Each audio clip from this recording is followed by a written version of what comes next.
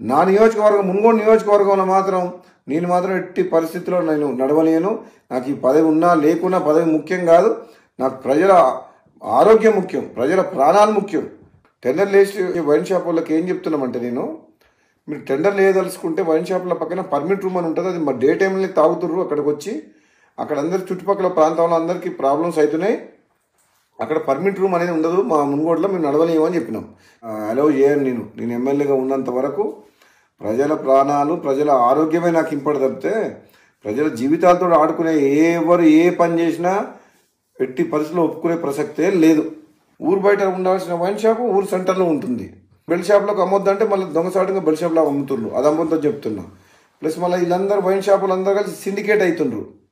Syndicate అవ్వడం వల్ల ఏమవుతుంది, రేటు పెంచి అమ్ముతుండ్రు, డూప్లికేట్ అమ్ముతుండ్రు. వేరే మండలాలు, వేరే నియోజకవర్గాలు, వేరే జిల్లా వాళ్ళు ఇక్కడ పార్టిసిపేట్ చేయొద్దు. ఇప్పుడు వైన్ షాప్ లొకేషన్స్ కూడా తప్పున్నాయి.